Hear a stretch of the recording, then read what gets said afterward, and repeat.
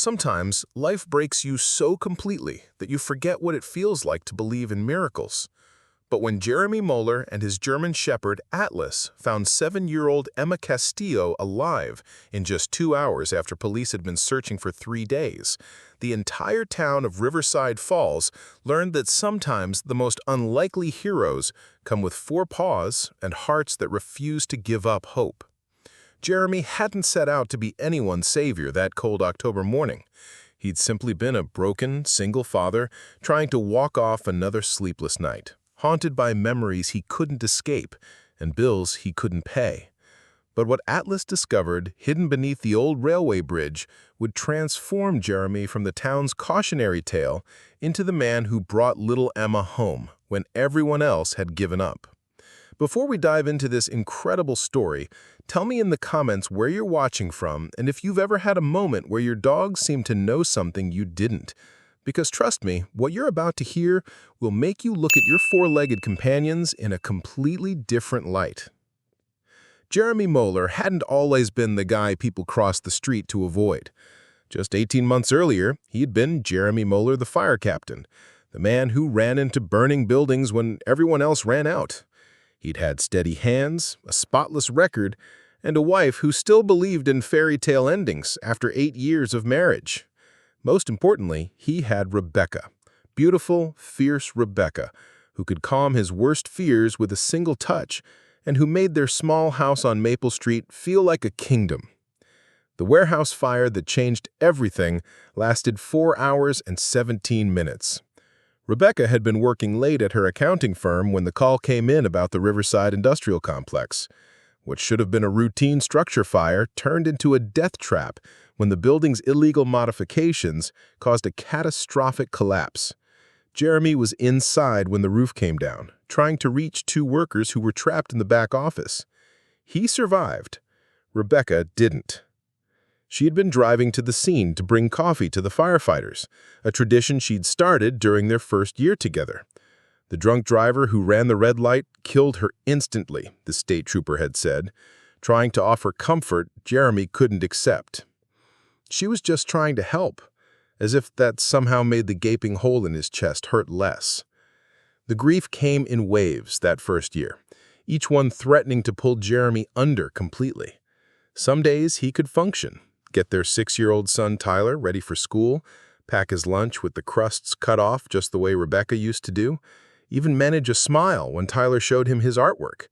Other days, Jeremy couldn't drag himself out of bed until he heard Tyler's small voice calling for him, reminding him that someone still needed him to be strong.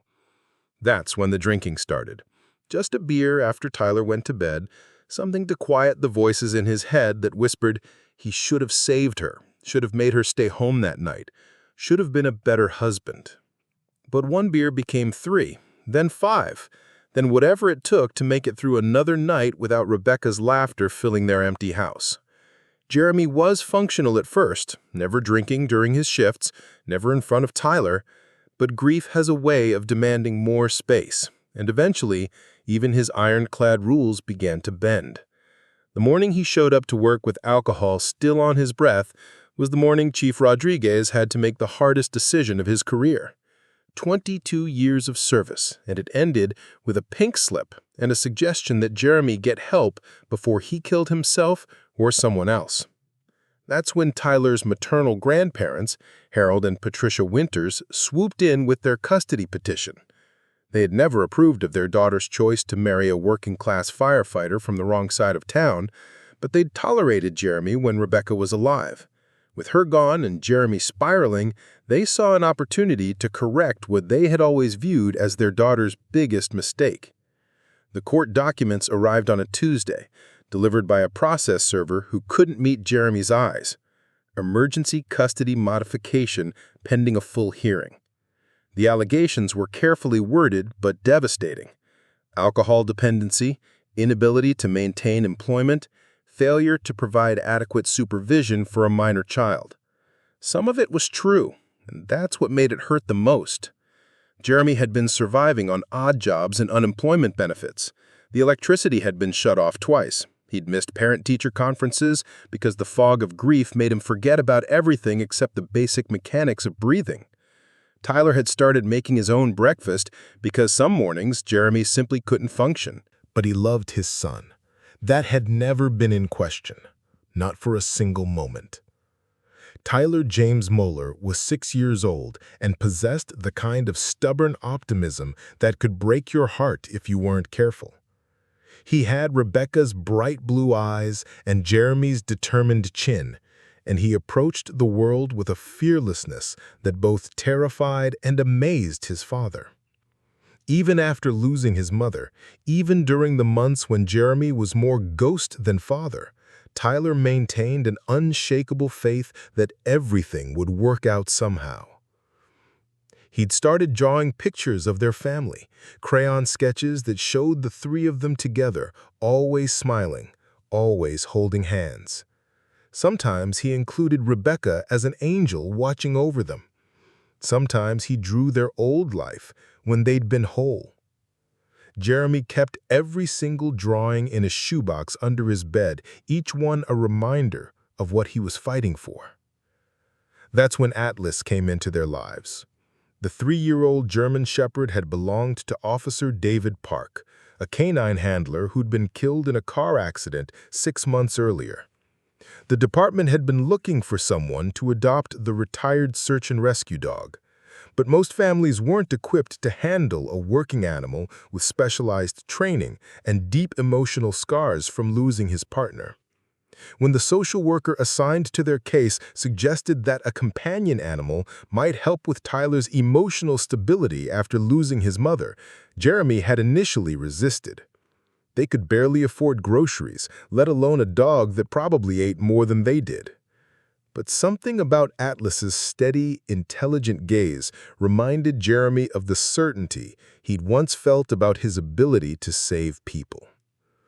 The dog arrived with a box of his belongings, service medals, training certificates, and a letter from Officer Park's widow explaining Atlas's quirks and preferences. He was trained to find missing persons, she'd written, and he needs a job to do or he gets destructive. Maybe you can find ways to keep him busy. Atlas adapted to their household with the patience of a saint and the vigilance of a soldier. He seemed to understand that Tyler needed gentle protection and that Jeremy needed a reason to get out of bed each morning. The dog's presence had a calming effect on both of them, and for the first time since Rebecca's death, their house felt like something approaching a home again. The custody hearing was scheduled for 3 weeks away, and Jeremy's court-appointed attorney had been brutally honest about their chances.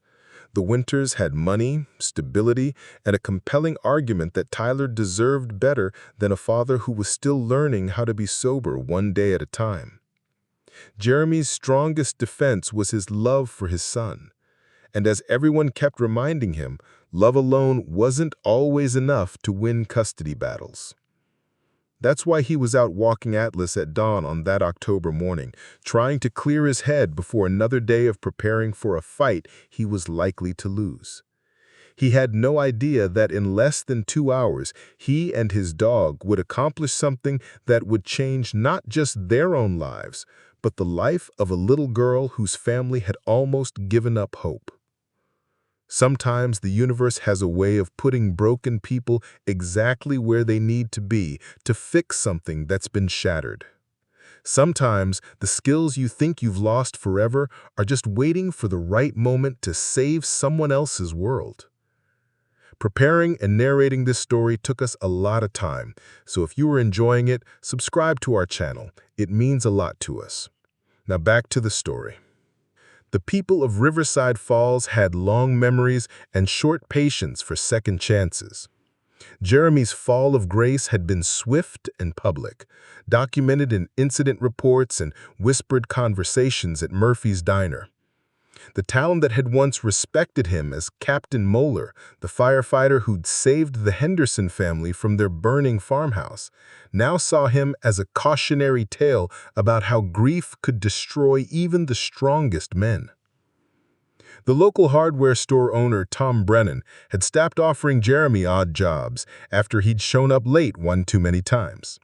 The grocery store clerk watched him carefully when he browsed the aisles with Tyler, counting out food stamps with hands that used to steady ladder trucks and carry unconscious victims to safety.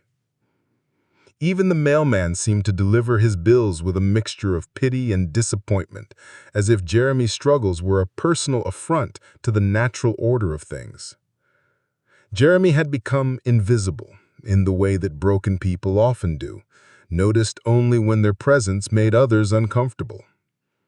But Tyler didn't seem to notice or care about the whispered conversations that stopped when they walked into a room.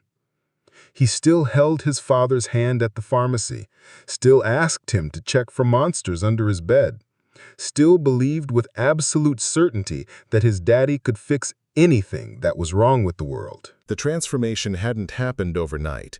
For the first 6 months after Rebecca's death, Jeremy had maintained the facade of functionality through sheer force of will. He'd shown up to every shift, followed every protocol, kept his grief locked away in a compartment that only opened when he was alone in his truck after Tyler went to sleep.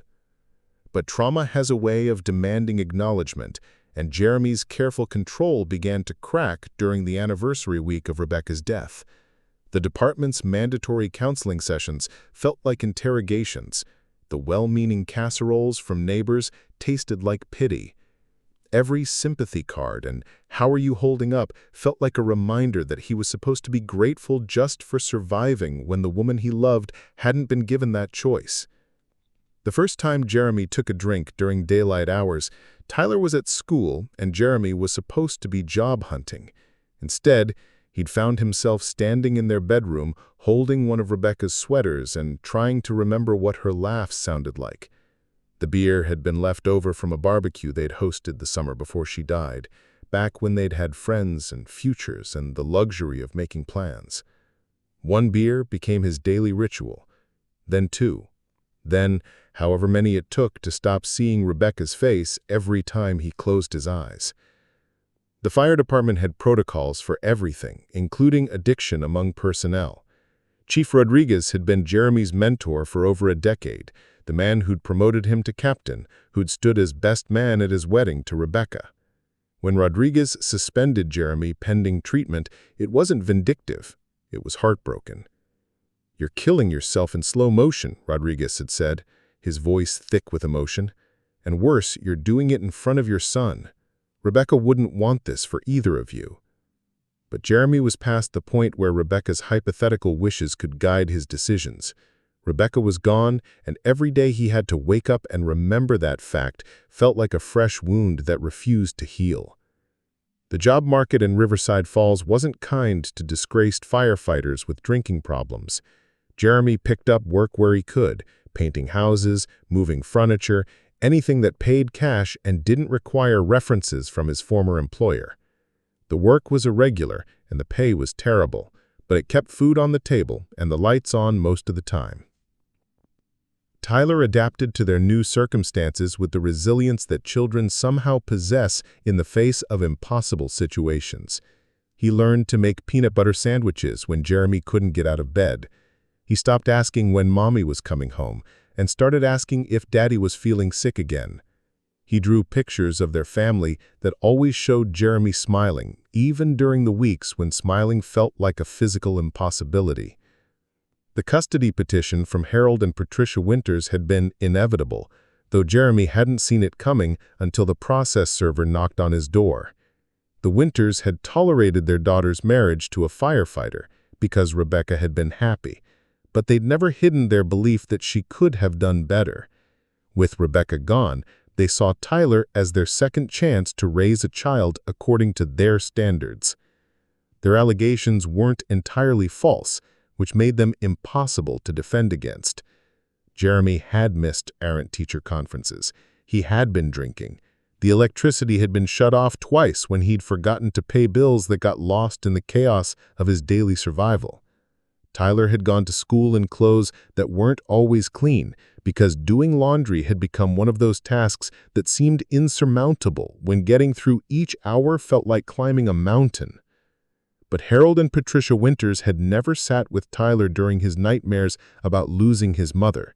They'd never seen him carefully save half his sandwich for his father because he was worried Daddy wasn't eating enough. They'd never witnessed the fierce love that existed between a broken father and a resilient son who were doing their best to take care of each other in a world that had suddenly become dangerous and unpredictable. Jeremy's court-appointed attorney, Lisa Park, was overworked and underpaid, handling 3 times as many cases as she should have been handling. She'd been honest about their chances from the beginning. Courts favored stability, and the Winters could provide Tyler with private schools, college funds, and a lifestyle that Jeremy couldn't match even if he'd still been employed. "Your love for Tyler isn't in question," Lisa had explained during their first meeting, "but love doesn't pay for braces or college tuition. The judge is going to look at what's best for Tyler's future, not what's best for your relationship with him." The social worker assigned to their case, Carmen Rodriguez, no relation to Jeremy's former chief, had been more optimistic. She'd seen the bond between Jeremy and Tyler, witnessed Tyler's obvious comfort and security with his father despite their challenging circumstances. Her reports emphasized Tyler's adjustment and Jeremy's commitment to sobriety, but even she admitted that financial stability carried significant weight in custody decisions. That's how Jeremy found himself walking Atlas through the pre-dawn streets of Riverside Falls, trying to organize his thoughts before another day of preparation for a custody hearing that could take away the only family he had left. The dog had become his anchor to routine, the one responsibility that forced him out of bed even on his darkest days. Atlas seemed to understand that his new family was fragile. The German Shepherd had integrated himself into their lives with the intuitive intelligence of a working dog who recognized a mission when he saw one. He slept in Tyler's room, providing comfort during nightmares. He accompanied Jeremy on his job searches, lending dignity to a man who'd forgotten what it felt like to walk with purpose.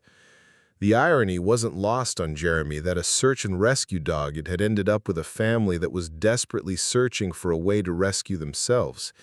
Officer Park's widow had warned him that Atlas needed work to stay mentally healthy, but Jeremy hadn't understood what that meant until he saw how the dog's behavior changed during periods of inactivity. Atlas would pace the house, investigating corners and doorways as if searching for something he couldn't find. He'd sit by the front door for hours, alert and waiting for a call to action that never came. Jeremy had started taking him on longer walks, hoping that physical exercise might substitute for the purposeful work the dog had been trained to do. What Jeremy didn't know, as he walked through the empty streets that October morning, was that Atlas had been sensing something for days. The dog's training hadn't disappeared when Officer Park died. It had simply been waiting for the right moment to prove its value again. The skills that had made Jeremy an exceptional firefighter, reading situations quickly, staying calm under pressure, understanding how people behaved in crisis situations, hadn't disappeared either. They'd just been buried under months of grief and self-doubt. In less than 2 hours, both Jeremy and Atlas would remember who they used to be, and a 7-year-old girl named Emma Castillo would go home to her family, because sometimes the most broken people are exactly the ones equipped to fix what everyone else has given up on. The Amber Alert had been active for 3 days when Jeremy and Atlas set out for their morning walk through Riverside Falls. Jeremy's phone buzzed with the familiar emergency notification at 5:47 a.m., the harsh electronic sound cutting through the pre-dawn quiet of their small apartment. He'd grown numb to these alerts over the months. There seemed to be more missing children every week, and each notification felt like another reminder of a world where safety was an illusion. This one was different only because it was local. Emma Castillo, age 7, had disappeared from Riverside Falls Elementary during Tuesday afternoon recess. Brown hair, brown eyes, wearing a purple butterfly backpack and pink sneakers. Last seen near the playground's eastern fence line, close to where Millbrook Creek ran behind the school property. Jeremy had walked past the school twice during the search efforts, watching the organized chaos of police cars, canine units, and volunteer search teams combing through every inch of the surrounding area. The sight stirred something uncomfortable in his chest, a mixture of professional respect for the searchers and bitter recognition of his own exclusion from their ranks. 6 months ago, he would have been leading one of those teams. Now he was just another bystander, invisible and irrelevant. The search had expanded throughout Wednesday and Thursday, spreading from the immediate school grounds to include the entire Millbrook Creek watershed, the abandoned lumber mill on the south side of town, and even the old hiking trails that wound through the state forest. Helicopters had circled overhead, their rotors creating a constant mechanical heartbeat that seemed to synchronize with the community's growing desperation. Jeremy had followed the news coverage with the morbid fascination of someone who understood search protocols but no longer had any role in implementing them. The police were doing everything right: grid searches, water dragging, door-to-door canvassing. Detective Maria Santos, who'd taken over the case, was competent and thorough. If Emma could be found using conventional methods, they would have found her by now. That's what made Atlas's behavior so unusual as they walked down Riverside Avenue toward the creek path. The dog had been restless all morning, pacing the apartment and whining softly near the front door. Jeremy had attributed it to the dog's need for exercise and the change in their routine. Tyler was spending the week with Jeremy's sister in Springfield while the custody lawyers prepared their case, leaving both Jeremy and Atlas without their usual anchor to structure. But as they approached the bridge that crossed Millbrook Creek, Atlas's demeanor shifted from restless to focused. The dog's ears pricked forward, his body language becoming alert and purposeful in a way Jeremy hadn't seen since Officer Park's funeral. Atlas pulled against his leash, not with the casual interest of a dog investigating interesting smells, but with the determined intensity of an animal following a specific scent trail. "Easy, boy," Jeremy murmured, but he found himself studying the area with new attention.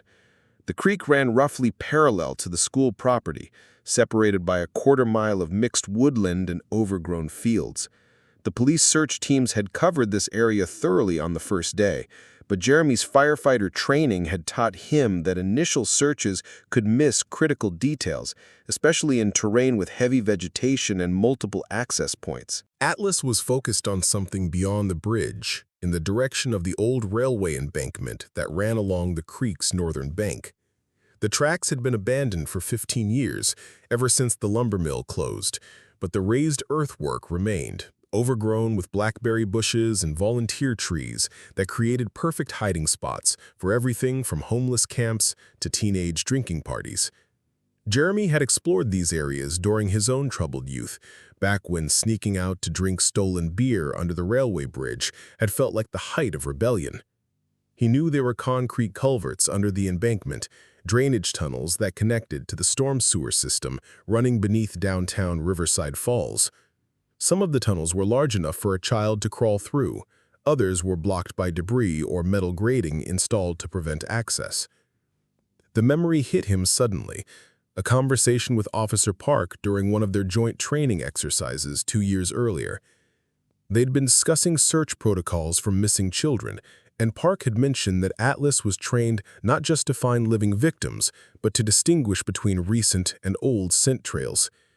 The dog could follow tracks that were days old if conditions were right, and he could differentiate between human scents even in areas where multiple people had traveled. "You thinking what I'm thinking?" Jeremy asked Atlas, who responded by pulling more insistently toward the embankment.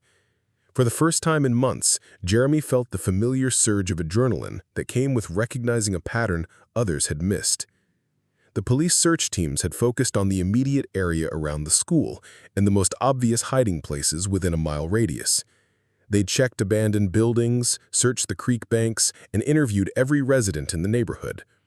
But the railway embankment was technically outside their primary search zone, and the entrance points were hidden behind enough vegetation that they might not have seemed worth investigating.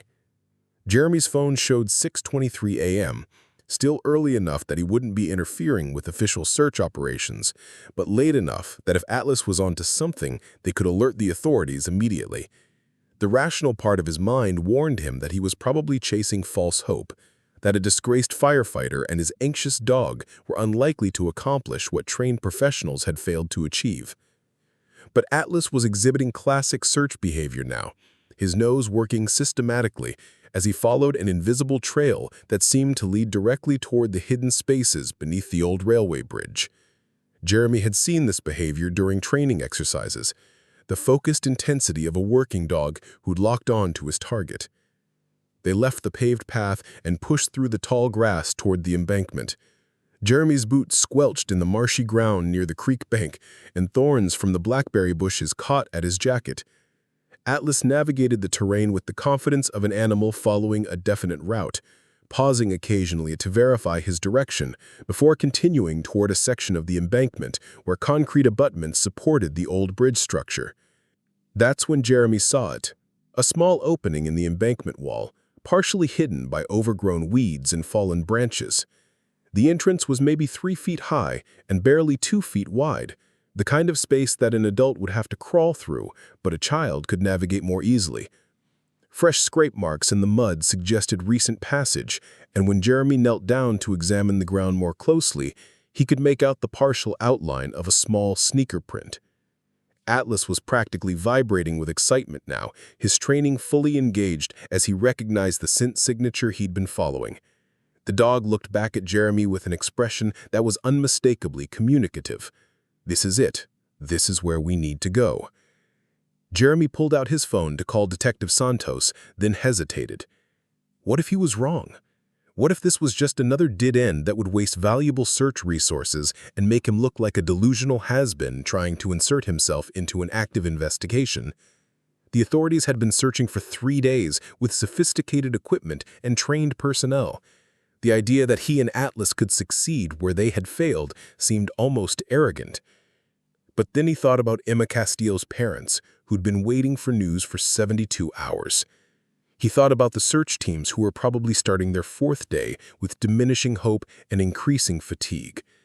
And he thought about Atlas, whose entire purpose in life was finding missing people, standing beside him and practically begging to be allowed to do his job.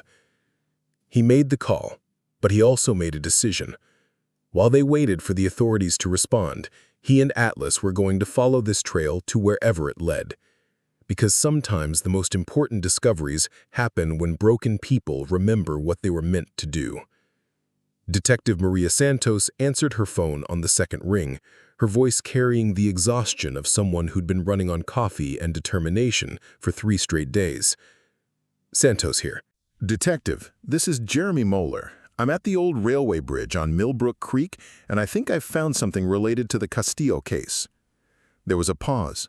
Jeremy could hear papers shuffling, voices in the background, the mechanical hum of an active command center. Jeremy Moller, the former fire captain? Yes, ma'am. My dog, Atlas, he's a retired search and rescue canine, led me to what looks like an entrance to the storm drain system under the railway embankment. There are fresh tracks here, and my dog is exhibiting strong, alert behavior. Santos didn't dismiss him immediately, which Jeremy took as a good sign. Mr. Moller, we appreciate any leads, but our teams have covered that area extensively. The storm drains were checked on day 1. Detective, I know this sounds presumptuous, but I think your teams might have missed this particular entrance. It's well hidden, and Atlas is trained specifically for this kind of tracking. He's locked onto something definite here. Jeremy heard Santos cover the phone, muffled conversation with someone else. When she came back on the line, her tone was more focused. Can you describe exactly what you're seeing? Jeremy knelt beside the concealed opening, using his phone's flashlight to illuminate the interior. Entrance is about 3 feet high, maybe 24 inches wide. Recent scrape marks on the concrete edges, and I can see partial footprints in the mud, small, consistent with a child's sneaker. The tunnel extends back into the embankment, connecting to what looks like a larger drainage system. Mr. Moller, I need you to stay exactly where you are. Do not enter that tunnel. We're dispatching units to your location now. But Jeremy was already studying the tunnel entrance with the analytical eye of someone who'd spent years evaluating dangerous spaces. The concrete structure looked sound, no obvious signs of collapse or instability. The tunnel angled slightly downward, following the natural drainage pattern toward the main storm sewer lines. If a child had taken shelter in there, they'd be protected from the weather but potentially trapped if water levels rose. Atlas was pawing at the tunnel entrance now, his excitement unmistakable. The dog's training was overriding any uncertainty Jeremy might have felt about the situation. This wasn't speculation or wishful thinking. Atlas had found a scent trail that led directly into this drainage system. "I'm going in, Detective," Jeremy said, keeping his voice calm and professional. "Atlas has found something and every minute counts if there's a child in there." "Absolutely not. You are not authorized to enter that space. Our technical rescue team will be there in 15 minutes. Jeremy understood Santos's position, but he also understood that 15 minutes could be the difference between life and death if Emma was injured or trapped. "Detective, I'm trained in confined space rescue. I've been inside dozens of structures more dangerous than this one, and Atlas knows exactly where he's going." He ended the call before Santos could argue further, then switched his phone to airplane mode to prevent interruptions. Atlas was already halfway into the tunnel, moving with the confident purpose of a dog following a definite scent trail. Jeremy squeezed through the entrance after his dog, his firefighter training automatically assessing the environment as he moved. The tunnel was constructed of reinforced concrete, probably installed in the 1970s when the railway was active. The floor was covered with a thin layer of sediment and debris, but the structure itself seemed solid. His phone's flashlight beam revealed a straight passage extending about 30 feet before connecting to a larger junction chamber. Atlas immediately headed for the rightmost tunnel, which angled upward slightly and seemed to lead back toward the direction of the elementary school. Jeremy's light caught something that made his heart race, a small piece of purple fabric caught on a protruding bolt in the concrete wall. He photographed it without touching, maintaining the evidence chain while confirming that Atlas was following the right trail. The second tunnel was longer and more complex, with several side branches that probably connected to street drain systems throughout the downtown area. Atlas ignored all the alternate routes, following what must have been an increasingly strong scent signature toward their destination. That's when Jeremy heard it, a sound so faint he almost missed it beneath the ambient noise of dripping water and distant traffic. A child's voice, weak but unmistakably alive, calling out words he couldn't quite distinguish. Atlas heard it too, his pace quickening as they approached another junction chamber. This one was larger, with enough headroom for Jeremy to stand upright. And there, huddled in the far corner, on a raised concrete platform that kept her above the water level, was Emma Castillo. She was conscious and alert, though obviously cold and frightened. Her purple backpack was beside her, and she had apparently been using its contents to stay warm and fed during her 3-day ordeal. When Jeremy's flashlight beam found her, she blinked in the sudden brightness, but didn't try to hide. "Emma, I'm Jeremy, and this is Atlas. We're here to take you home to your family." Emma's voice was hoarse from calling for help. "I got lost. I was trying to find the way back to school, but all the tunnels looked the same. I could hear people looking for me, but I couldn't make them hear me back." Jeremy approached slowly, keeping his movements calm and non-threatening. His firefighter training included protocols for dealing with traumatized victims, and Emma was showing signs of mild hypothermia along with exhaustion and dehydration. "You did exactly the right thing, staying in one place where it was safe," Jeremy told her, wrapping her in his jacket. "Atlas here is specially trained to find people who are lost. He's been looking for you since this morning." Atlas approached Emma gently, allowing her to pet him while Jeremy conducted a quick medical assessment. No obvious injuries, responsive and coherent, but definitely in need of immediate medical attention and rewarming. "Are my mom and dad worried about me?" Emma asked, and Jeremy's heart broke a little at the innocence of the question. "They've been looking for you every minute since you disappeared. The whole town has been looking for you. You're going to see them very soon." Jeremy reactivated his phone and called Santos back. "Detective, this is Moller. I've found Emma Castillo. She's alive, conscious, and responsive.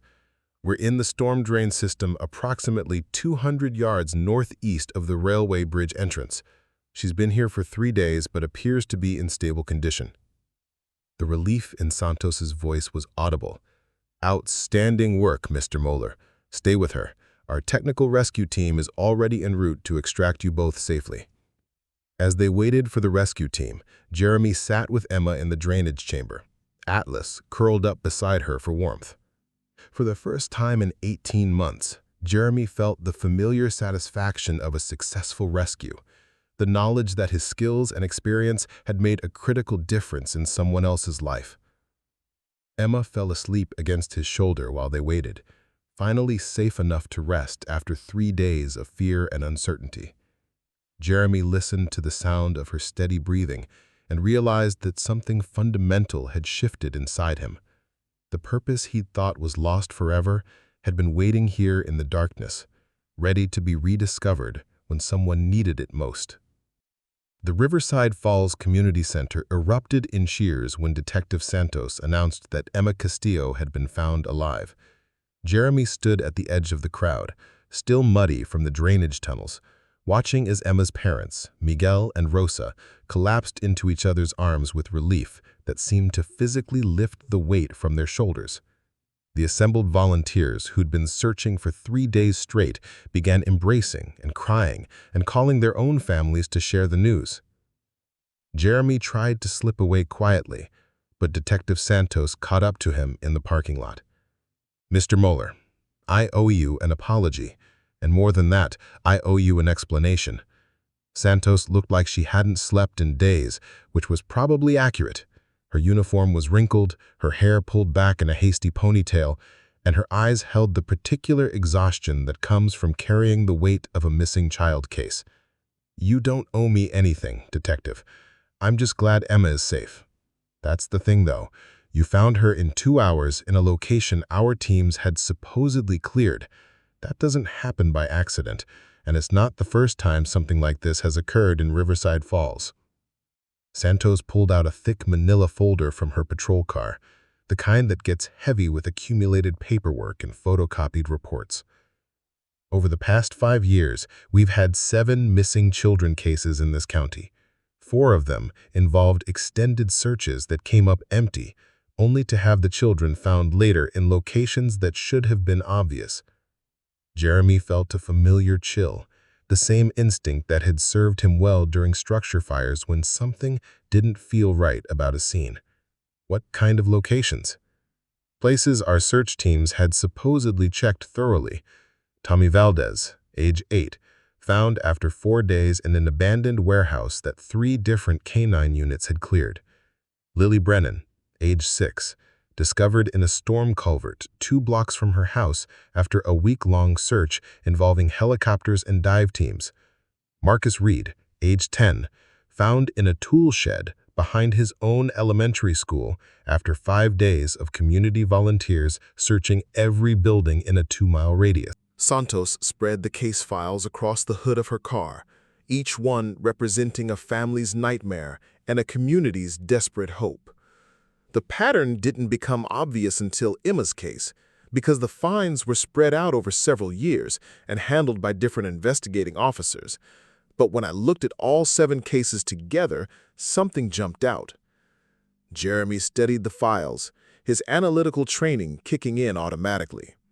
Each case showed similar elements: children who'd wandered away from supervised activities, extended searches that yielded no results, and eventual discoveries in locations that should have been found immediately. "Detective, are you suggesting these searches were deliberately sabotaged?" Santos nodded grimly. "I'm suggesting that someone has been interfering with missing children investigations in this county for years, and I think Emma's case was different because you and Atlas operated outside the official search protocols."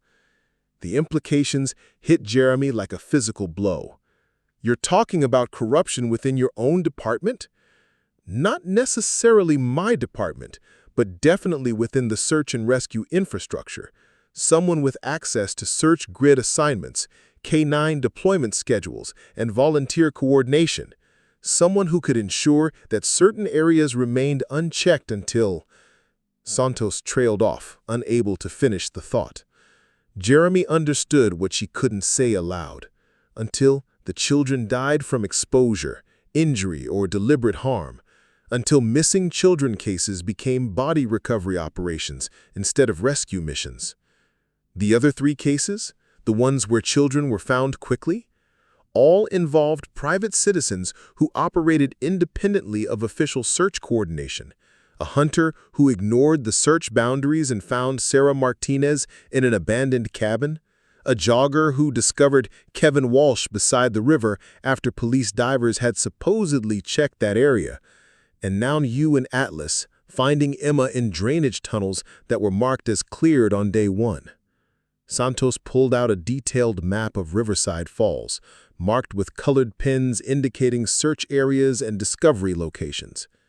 Someone has been studying our search protocols, learning how we deploy resources, and using that knowledge to keep children hidden until it's too late to save them. Jeremy stared at the map, recognizing the tactical thinking behind the pattern.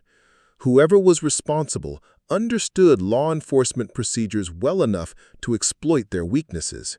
They knew how search grids were established, how K-9 units operated, how volunteer efforts were coordinated. Detective, this level of inside knowledge suggests someone with direct access to your operations, someone who's been part of the searches themselves. That's what terrifies me. We're looking at someone who's been volunteering for search and rescue operations, possibly for years, gaining our trust while sabotaging our efforts. Someone who shows up to help find missing children while secretly ensuring we fail. The weight of this revelation settled over Jeremy like a lead blanket. Emma's case wasn't just about one lost child. It was about a systematic pattern of predation that had been operating under the cover of community service and law enforcement cooperation. Have you identified any suspects? Santos hesitated, then pulled out a personnel file. There's one person who's been present at all 7 search operations, someone who volunteered for every missing child case, always eager to help coordinate civilian search efforts. Jeremy opened the file and felt his stomach drop. The photograph showed Richard Hendricks, a local business owner who'd built his reputation on community involvement and charitable work. Hendricks owned a construction company that specialized in infrastructure projects, storm drains, utility tunnels, and underground installations throughout the county. Hendricks Construction has worked on drainage systems all over Riverside Falls. He'd have detailed knowledge of every tunnel, culvert, and underground space where a child could be hidden. And his position as a volunteer search coordinator would give him access to our deployment plans. Jeremy remembered Hendricks from the fire department's annual charity drives, always the first to volunteer, always willing to donate equipment and manpower for community emergencies. The man had seemed genuinely committed to helping others, which made the possibility of his involvement even more disturbing. How do we prove this? Carefully. If Hendricks is responsible, he's been operating for years without detection. He'll have covered his tracks thoroughly, and any investigation will need to be absolutely airtight. One mistake and he disappears, along with any evidence of what he's done. Santos gathered the files back into her folder. But Jeremy, there's something else you need to know. Hendricks has already reached out to volunteer for the investigation into how Emma was found. He wants to understand what went wrong with the official search so it doesn't happen again. The audacity was breathtaking. If Hendricks was responsible for hiding children from search teams, his offer to investigate his own failures showed either incredible arrogance or complete confidence in his ability to manipulate the system. What do you need from me? I need you to stay involved. Your success with Emma proves that unconventional approaches can work when official channels fail.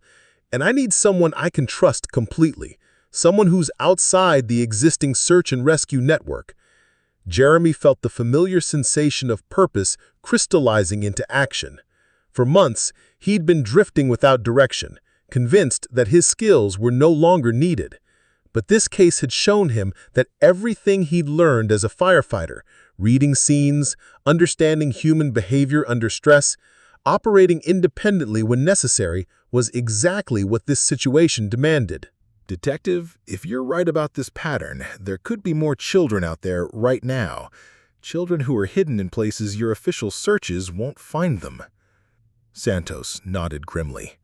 That's exactly what I'm afraid of. And Jeremy, there's one more thing. Richard Hendricks called me this morning.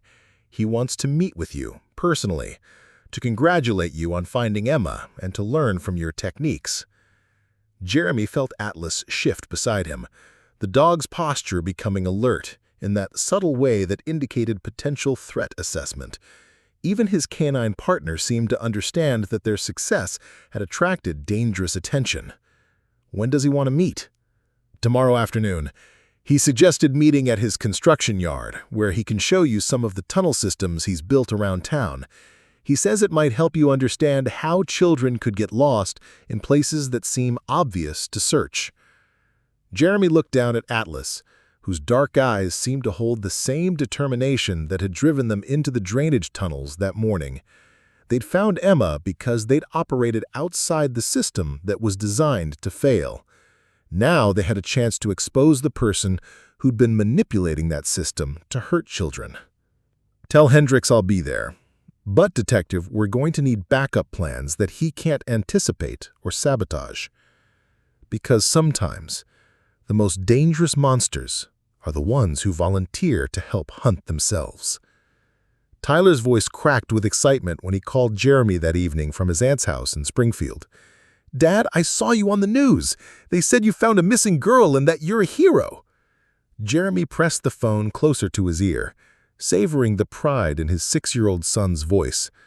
It had been so long since Tyler had reason to be proud of his father that the moment felt almost surreal. "I just helped a little girl get home to her family, buddy. Atlas did most of the work." "Is Atlas going to be on TV too?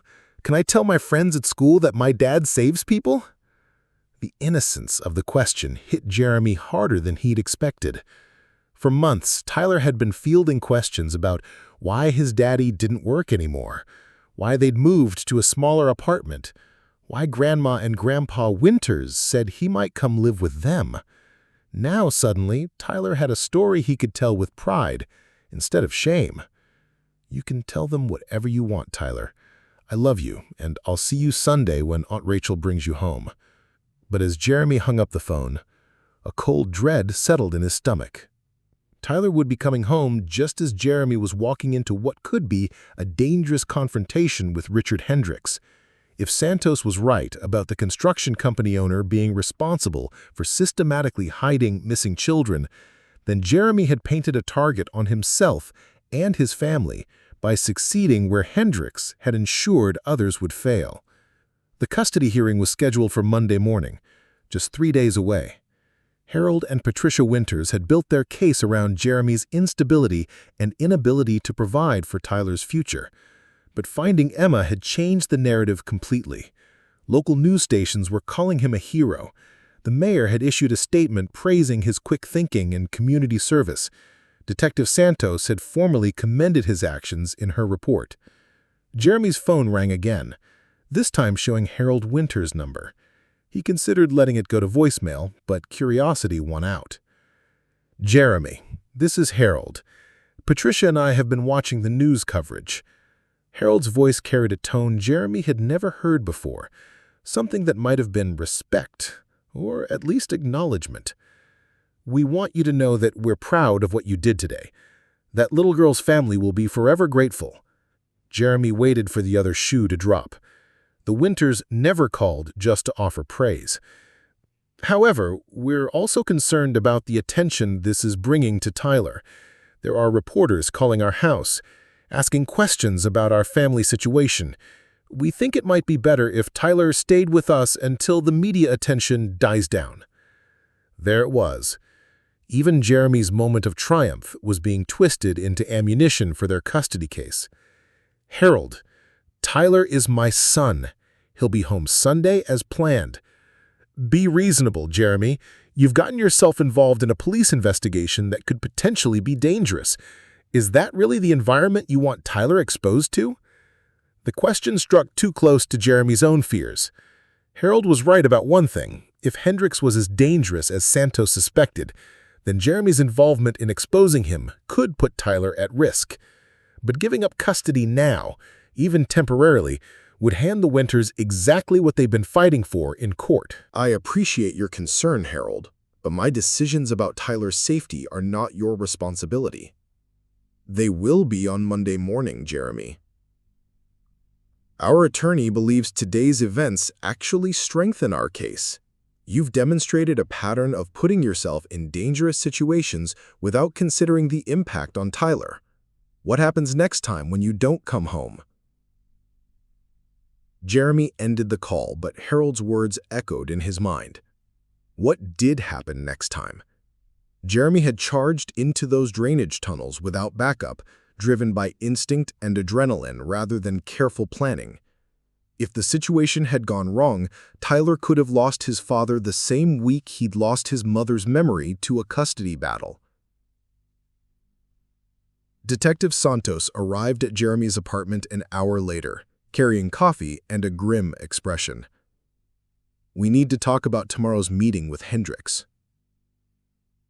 They sat at Jeremy's kitchen table, the same table where he and Tyler ate cereal every morning, where Tyler did his homework while Jeremy pretended to read job listings. The normalcy of the setting made their conversation feel even more surreal. "I've been digging deeper into Hendricks's background," Santos said, spreading new files across the table. "His construction company has been involved in infrastructure projects at every location where children went missing. Storm drains near the elementary school, utility tunnels under the community center, drainage systems throughout the residential areas where the other kids disappeared." Jeremy studied the maps and work orders, seeing the pattern emerge with crystalline clarity. He wasn't just interfering with searches, he was creating the hiding places. Exactly, and there's more. Hendricks has been volunteering for search and rescue operations for 8 years, ever since his own daughter died in a drowning accident. His ex-wife moved out of state afterwards, said she couldn't stand to be around his obsession with missing children cases. The psychological profile was starting to make sense. A man whose own loss had twisted into something malevolent, who'd found a way to control other families' tragedies by engineering them himself. "Detective, has anyone investigated his daughter's death?" Santos nodded grimly. "I pulled the file this afternoon. Angela Hendricks, age 7, drowned in Millbrook Creek during a family picnic. Her body was found 3 days later in a storm culvert that connected to the same drainage system where you found Emma today." The connection hit Jeremy like a physical blow. He's been recreating his daughter's death with other children. "That's my theory. And if I'm right, tomorrow's meeting isn't about learning from your techniques. It's about silencing the one person who's proven his system can be beaten."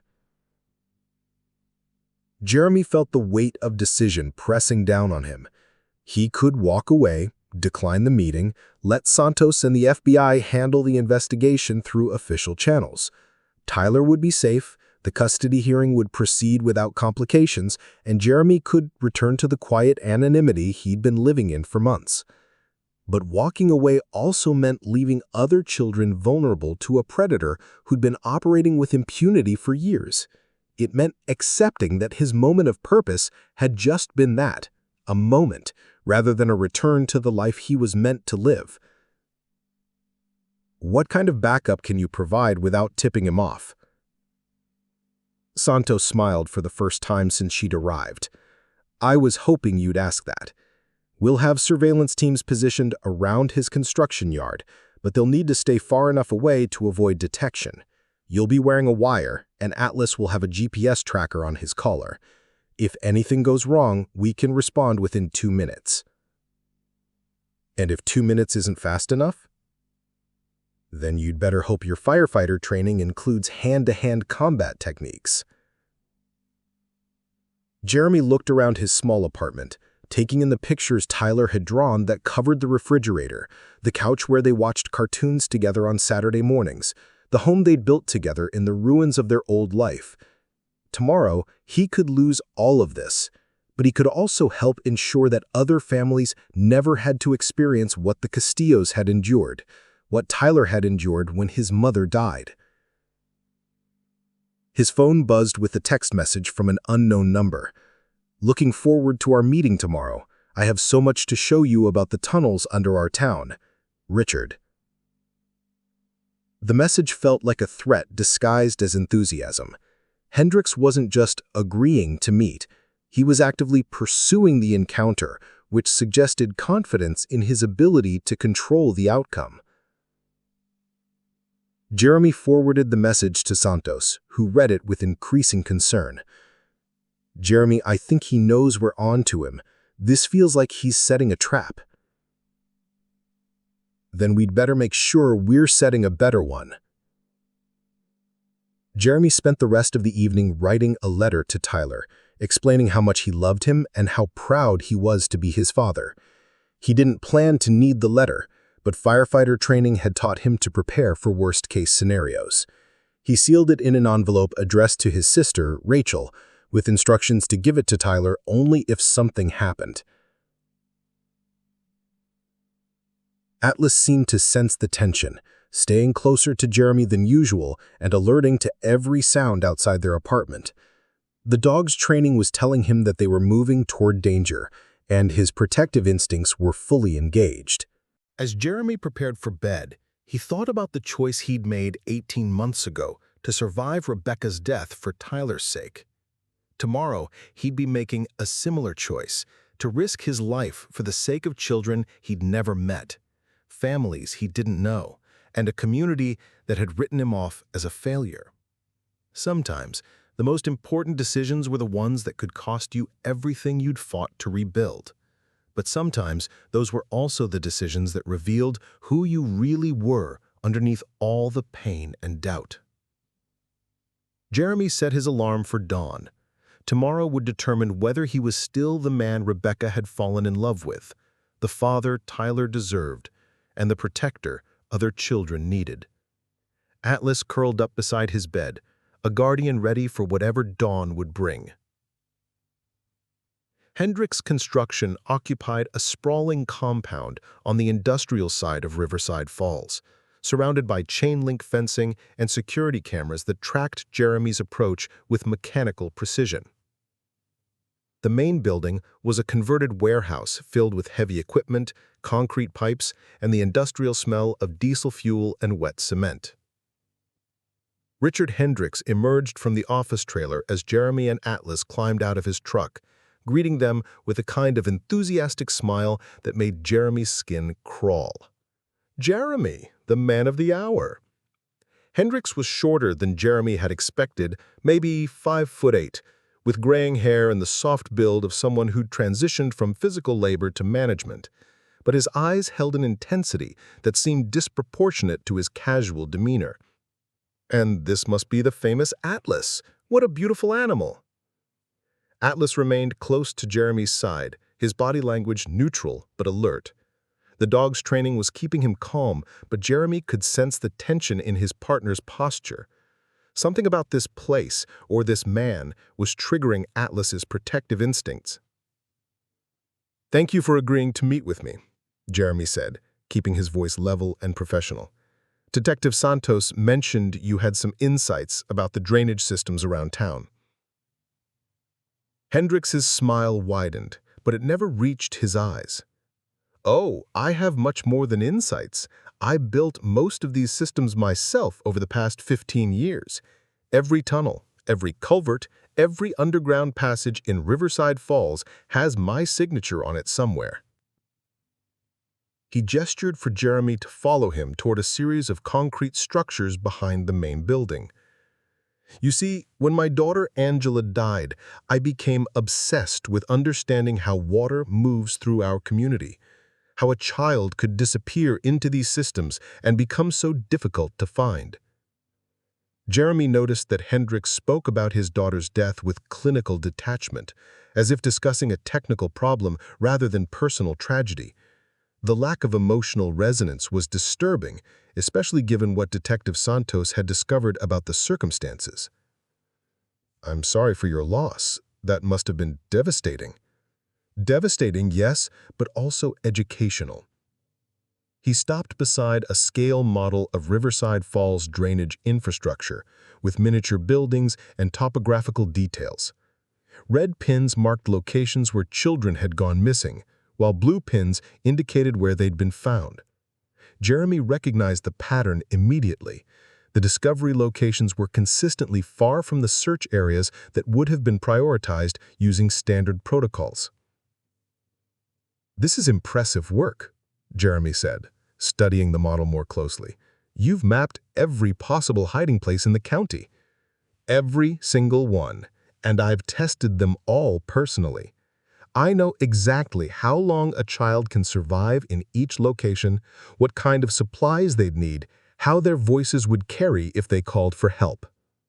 Jeremy felt the wire taped to his chest grow warm against his skin, picking up every word of what began to sound like a confession.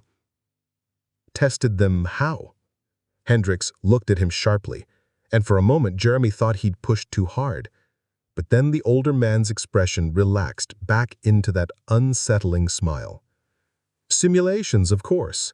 Computer modeling, acoustic tests, environmental monitoring. Very scientific."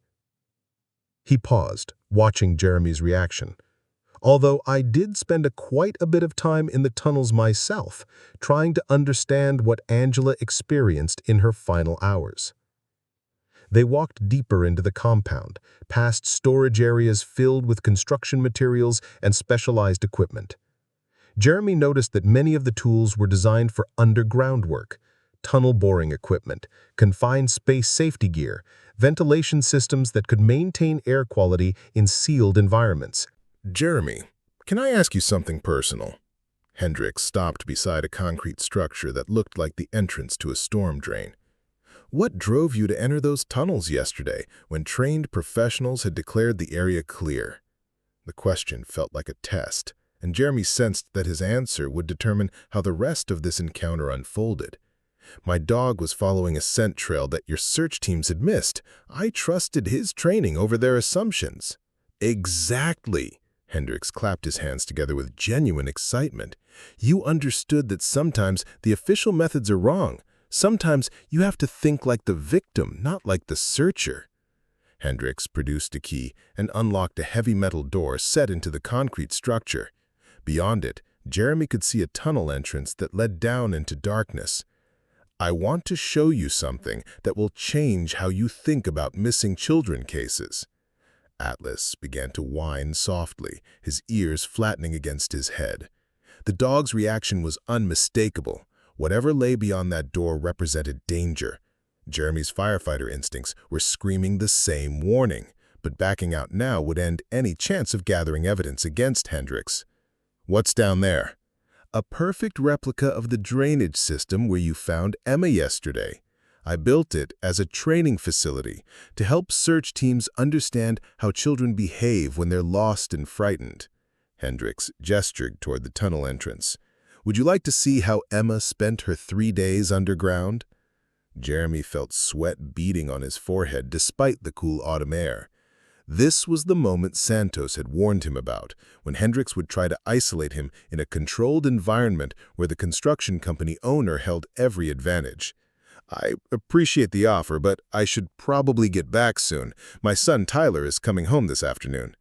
Hendricks's expression shifted subtly, the friendly facade cracking just enough to reveal something cold underneath. "Oh, but Jeremy, I insist. You see, I've been following your situation very closely. The custody battle, the job problems, the way the community has treated you since your wife's death. I understand what it's like to lose everything." The mention of Rebecca felt like a violation, and Jeremy had to force himself to remain calm. "I'm not sure what my personal situation has to do with search and rescue techniques." "Everything," Hendricks said, his voice dropping to an almost whisper. "You see, I know why you really went into those tunnels yesterday. It wasn't just about finding Emma. It was about proving to yourself that you're still the man you used to be, the hero who saves people." Jeremy felt the conversation tilting into dangerous territory, but he also recognized that Hendricks was revealing more about his psychology with every word.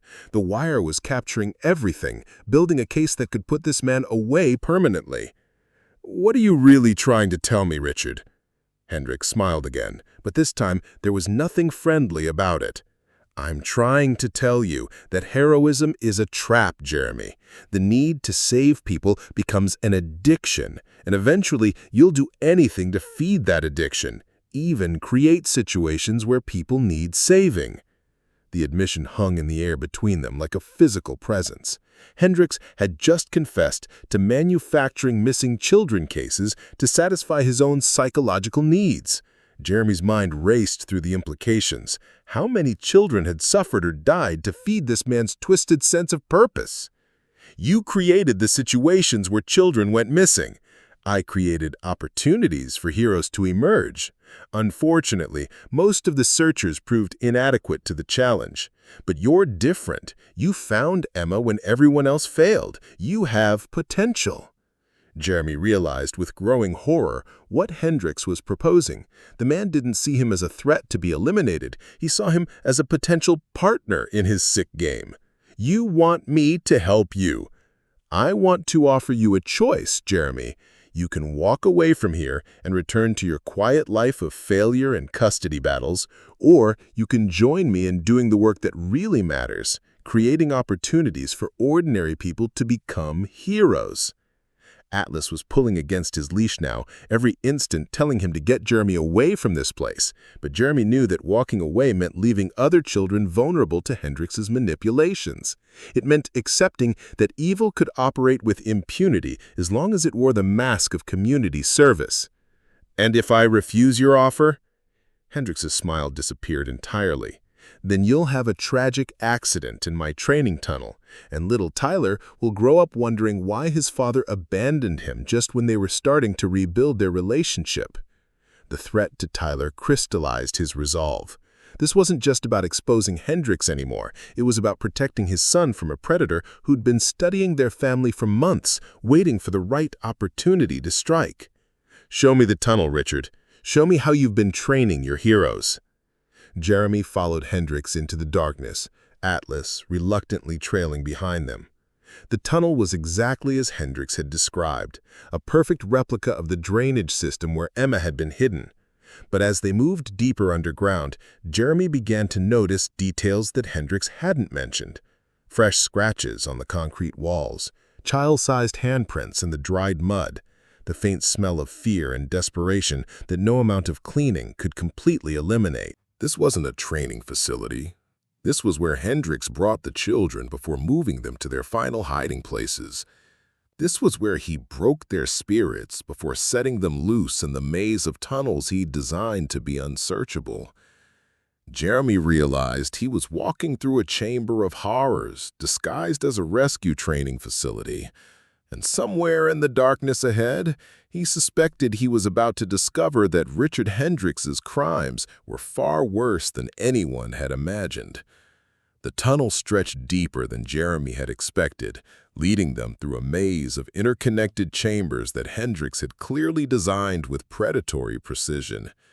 Each section was equipped with supplies, water bottles, energy bars, small cots with restraints disguised as safety equipment.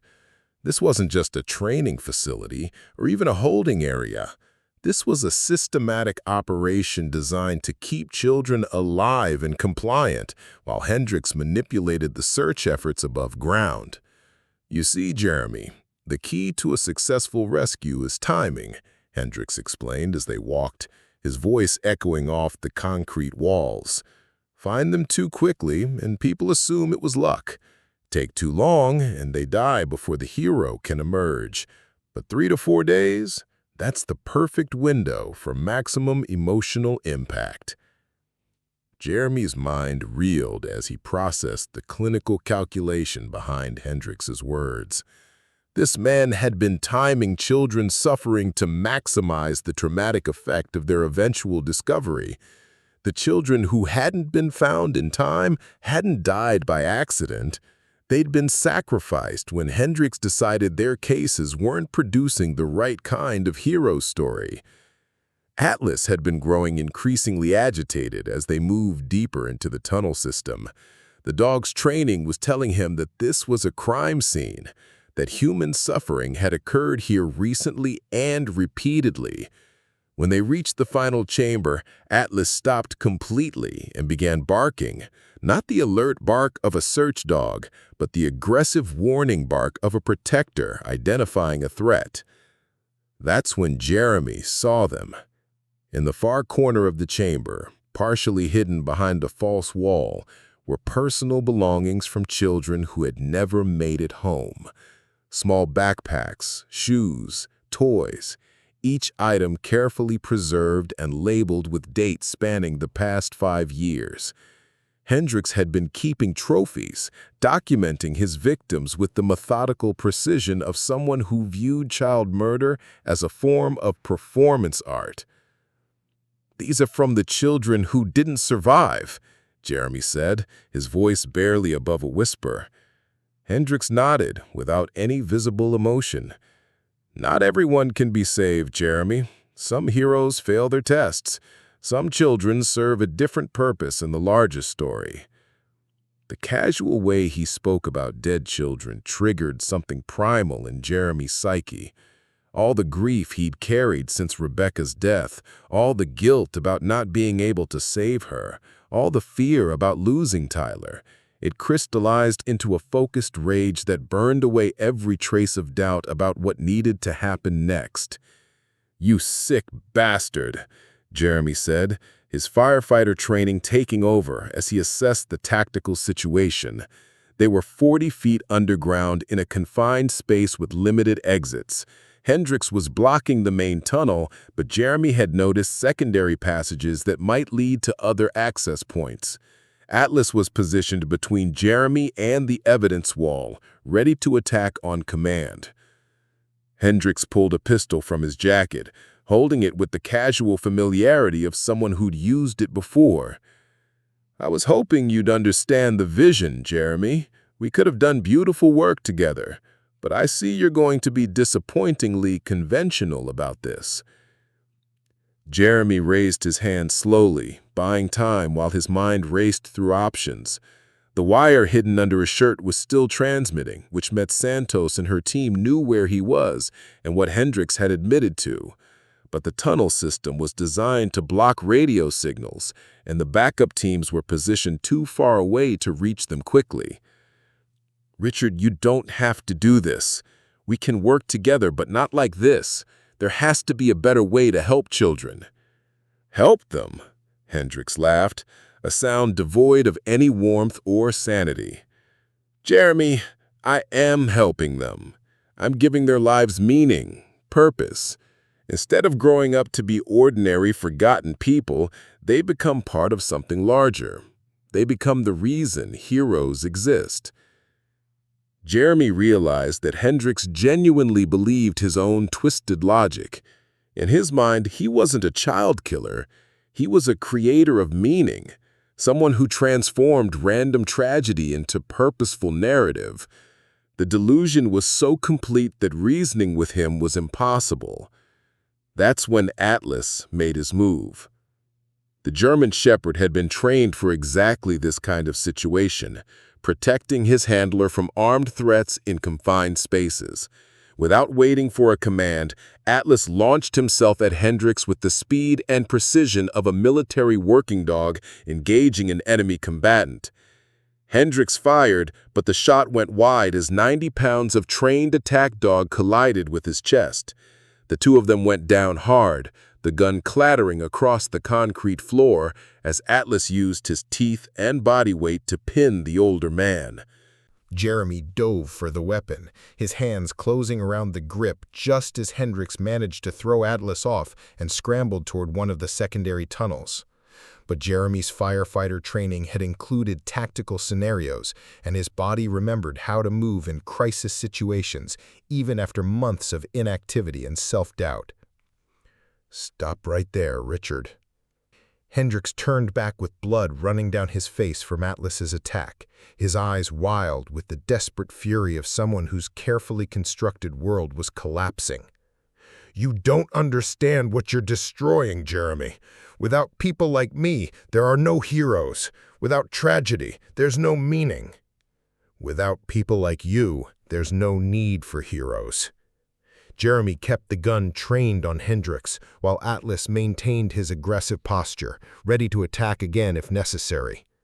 For the first time since Rebecca's death, Jeremy felt completely certain about his purpose and his capabilities. He wasn't a broken man pretending to function. He was exactly who he'd always been, someone who protected people from the darkness that wanted to consume them. Jeremy, think about your son. Think about Tyler. If you turn me in, all of this becomes public. The media attention, the trial, the way people will look at your family. Is that really what you want for him? It was a final attempt at manipulation, but Hendricks recognized it for what it was. Hendricks was trying to use Jeremy's love for Tyler as a weapon, the same way he'd used community trust and parental fear to cover his crimes for years. What I want for Tyler is a world where predators like you can't hurt children. What I want is for him to know that his father chose to do the right thing even when it was difficult. Jeremy's phone showed 2 bars of signal, enough to send a text message to Santos with their exact location. Within minutes, he could hear the distant sound of vehicles approaching the compound above them, followed by boots on concrete as the tactical team navigated the tunnel system. When Detective Santos reached the chamber, she found Jeremy sitting calmly with his back against the wall, Atlas at his side, and Richard Hendricks zip-tied and unconscious from what appeared to be a combination of dog bite and blunt force trauma. "Jeremy, are you hurt?" "No, ma'am, but Detective, you need to see this." He gestured toward the evidence wall with its collection of victims' belongings. He kept trophies from every child he killed, names, dates, everything you'll need to close the other cases. Santos surveyed the chamber with the expression of someone who'd seen enough human evil to last several lifetimes. "This is going to be the biggest case this county has ever seen. Jeremy, you realize you're going to be testifying in federal court, probably for months." Jeremy thought about the custody hearing scheduled for Monday morning, about Harold and Patricia Winters and their carefully constructed case about his instability and poor judgment, about Tyler coming home that afternoon to a father who'd chosen to risk everything to protect other children. "Detective, there's something you should know. I have a custody hearing on Monday. Tyler's grandparents are trying to take him away from me." Santos smiled for the first time since they had entered the tunnels. "Jeremy, I don't think that's going to be a problem anymore. Heroes don't lose custody battles." As they made their way to the surface, Jeremy realized that everything in his life had changed in the space of 2 hours. He'd entered those tunnels as a desperate man clinging to the edges of failure. He was emerging as someone who'd faced the worst kind of evil and chosen to fight rather than flee. Atlas walked beside him with the satisfied dignity of a working dog who'd completed his mission successfully. Together, they'd saved Emma Castillo and exposed a predator who'd been destroying families for years. But more importantly, they'd rediscovered who they were meant to be. Some transformations happen gradually over months or years. Others happen in the space of a heartbeat, when ordinary people discover they have the courage to do extraordinary things. Jeremy's transformation had been building since the moment he'd followed Atlas into those drainage tunnels, but it crystallized in that underground chamber when he'd chosen to fight for Tyler's future and every other child who deserved to grow up safe. The broken man who'd lost his way after Rebecca's death was gone. In his place stood someone who understood that the greatest honor wasn't avoiding pain, but using your pain to protect others from the darkness you'd survived. The federal courthouse in Springfield was packed beyond capacity when Richard Hendricks's trial began 6 weeks later. Media outlets from across the country had descended on Riverside Falls to cover what prosecutors were calling one of the most extensive child trafficking and murder cases in recent history. Jeremy sat in the witness section, Tyler beside him, watching as the man who'd terrorized their community for years was finally held accountable for his crimes. The evidence recovered from Hendricks's underground facility had been overwhelming. Forensic teams had identified DNA from 17 different children in the tunnel system, including 8 who had been classified as missing persons from other counties. The trophy room contained personal belongings from 23 victims, spanning a decade of systematic predation. Most damning of all, Hendrix's own detailed records had documented every kidnapping, every search operation he'd sabotaged, and every child he'd allowed to die to maintain his twisted sense of narrative control. Detective Santos, now promoted to lieutenant in recognition of her work on the case, testified for 2 full days about the pattern of failed searches and the systematic corruption that had allowed Hendrix to operate with impunity. When she described Jeremy's role in exposing the conspiracy, she did so with the professional respect reserved for true heroes. Mr. Moller's decision to trust his dog's training over official protocols saved Emma Castillo's life and led directly to the arrest of a predator who had been operating undetected for over a decade, Santos told the packed courtroom. Without his courage and expertise, Richard Hendrix would still be abducting children while disguised as a search and rescue volunteer.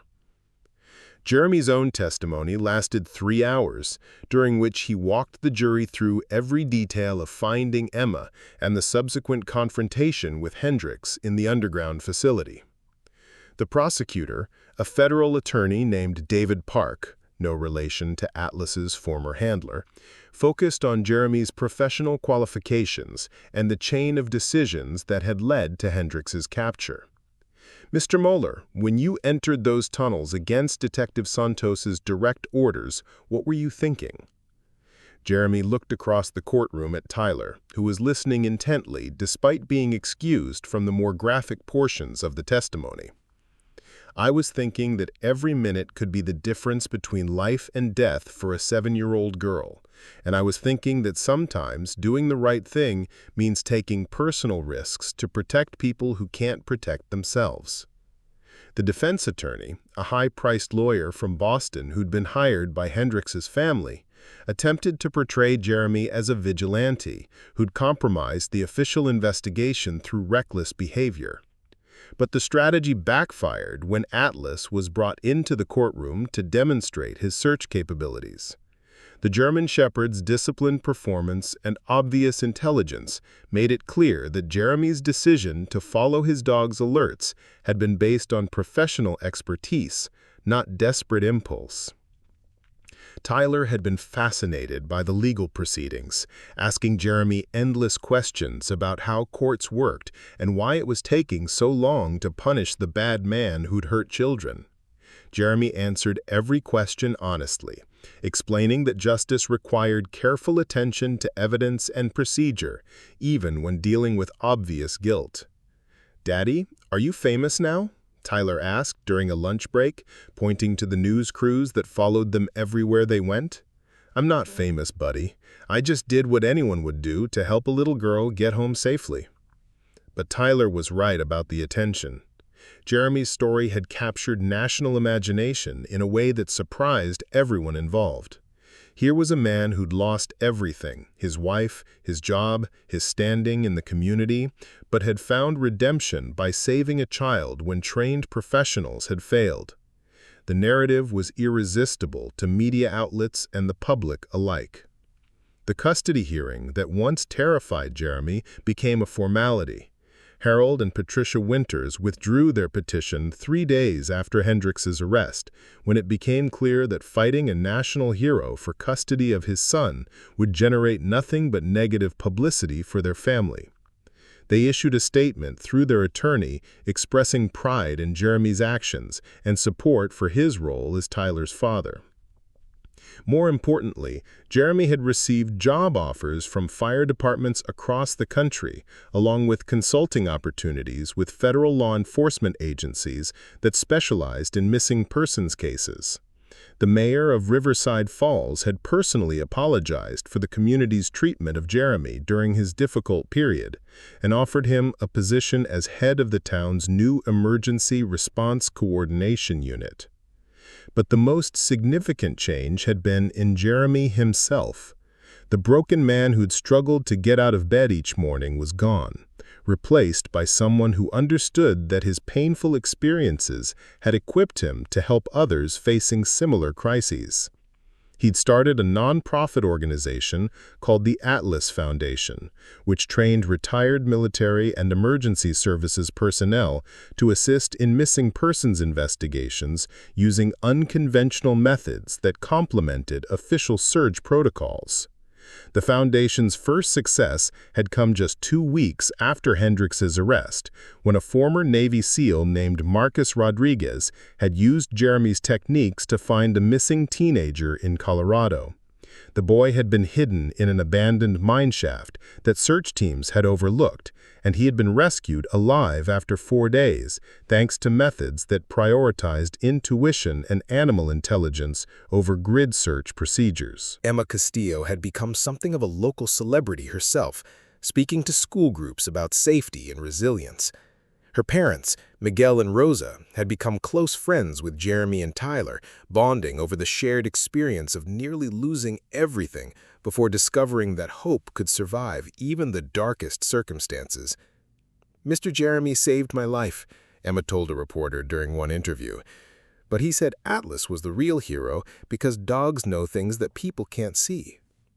The trial's conclusion brought a sense of closure that Jeremy hadn't expected. Richard Hendrix was sentenced to life in prison without the possibility of parole on federal charges of kidnapping, murder, and conspiracy. Additional charges in multiple states would ensure that he never saw freedom again, regardless of any potential appeals. But more than punishment, the trial had provided validation for every family who'd lost a child to Hendrix manipulations.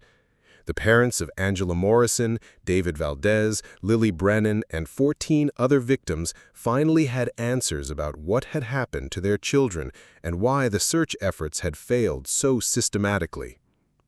Jeremy stood outside the courthouse as the trial concluded, Tyler's hand in his, Atlas sitting calmly beside them despite the chaos of reporters and photographers.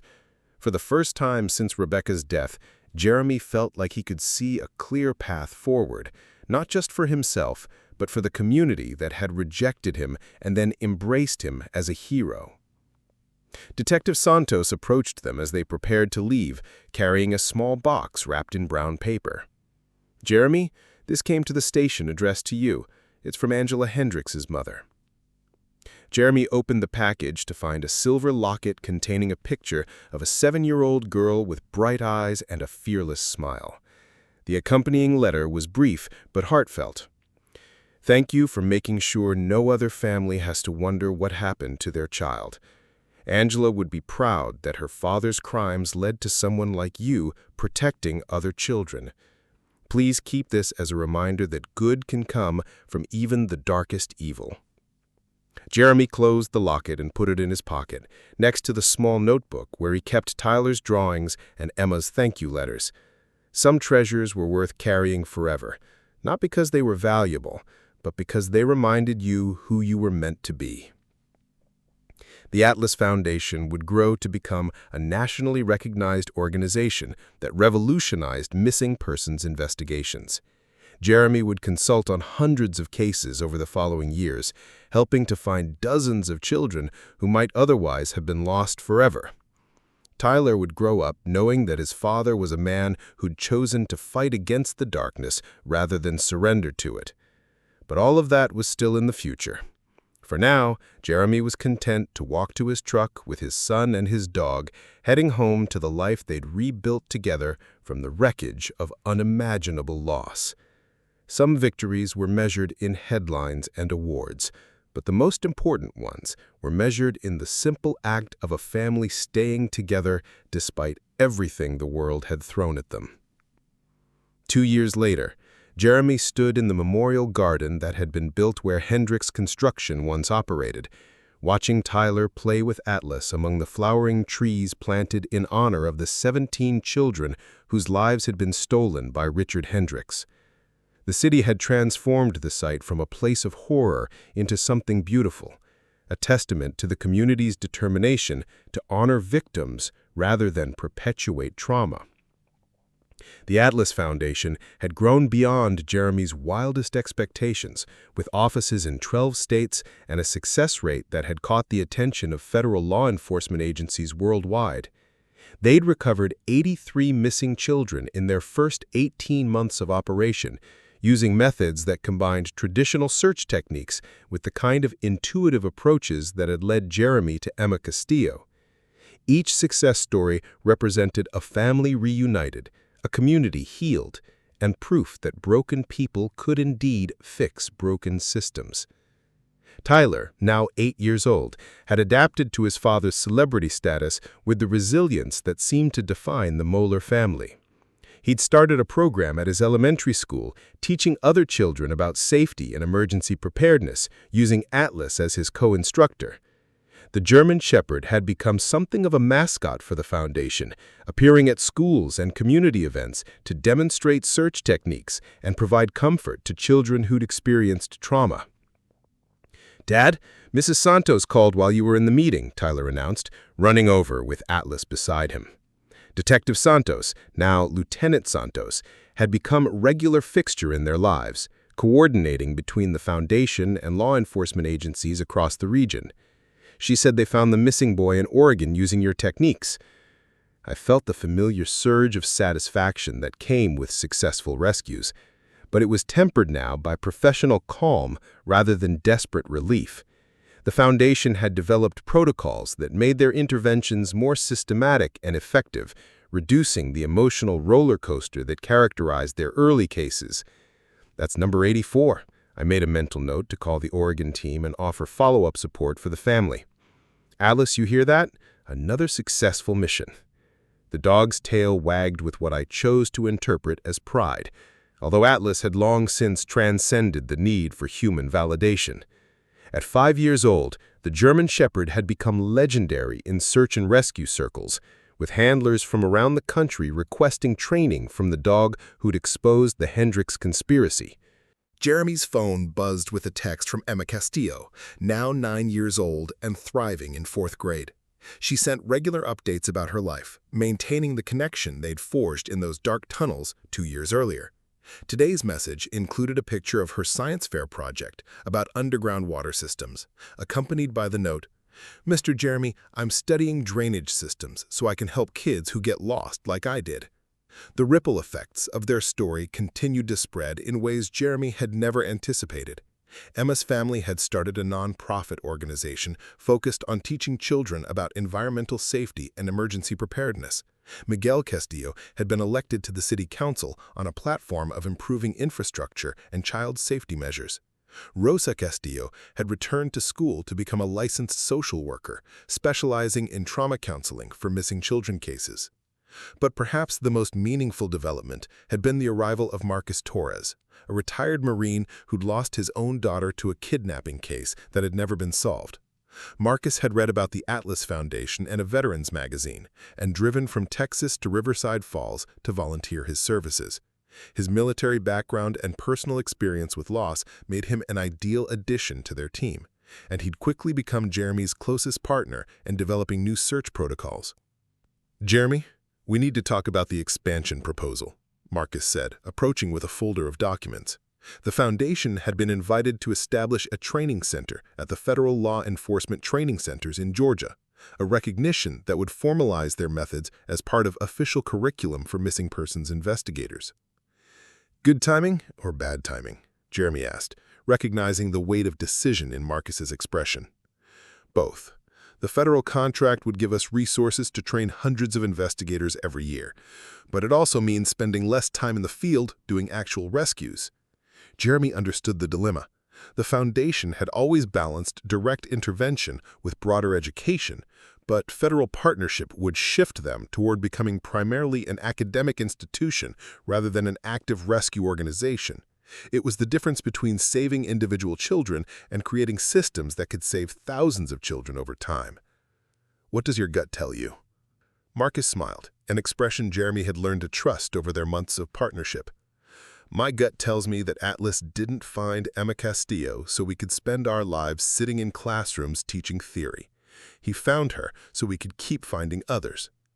Tyler overheard the conversation and inserted himself with the confidence of a child who'd grown up around adults who valued his opinion. "Dad, why can't you do both? Teach people during the winter when it's hard to search outside and rescue kids during the good weather."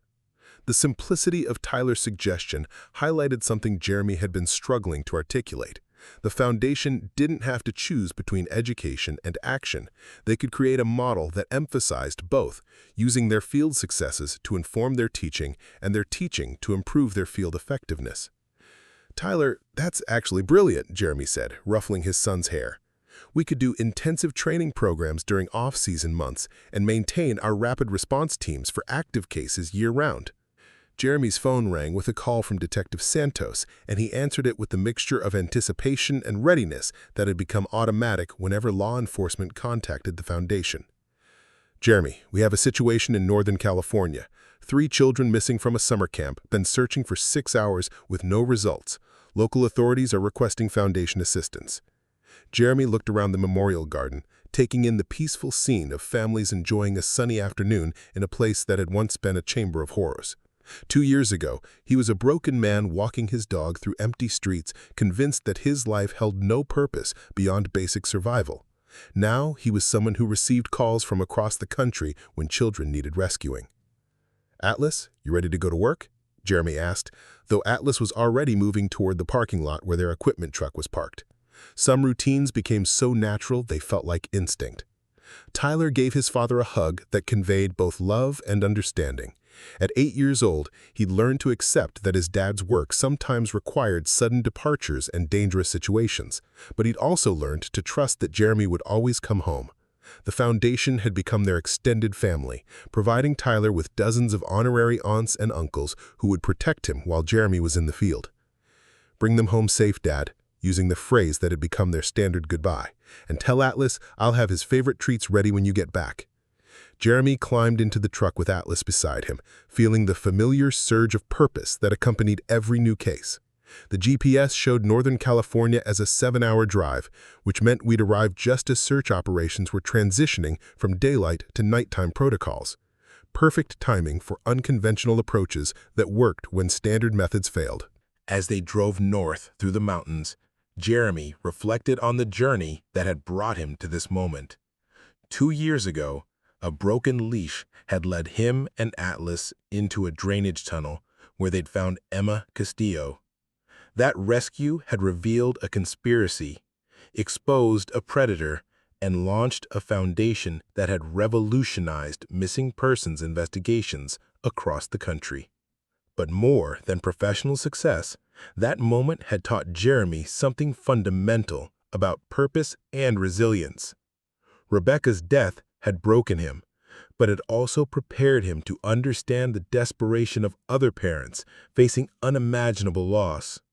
His own experience with grief and recovery had equipped him to help families navigate their darkest hours while never giving up hope. The Atlas Foundation would continue to grow and evolve, training new generations of searchers and rescuers while maintaining their commitment to direct intervention in active cases. Tyler would grow up surrounded by people who dedicated their lives to protecting children, learning lessons about service and courage that no classroom could provide. And somewhere in Northern California, 3 children were waiting to be found by people who refused to accept that anyone was ever truly lost.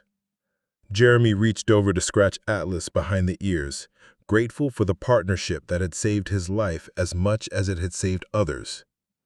Some dogs were pets, some were workers, but Atlas was something more, a reminder that purpose could emerge from the most unlikely circumstances, and that broken things could be made stronger when they were repaired with love and determination.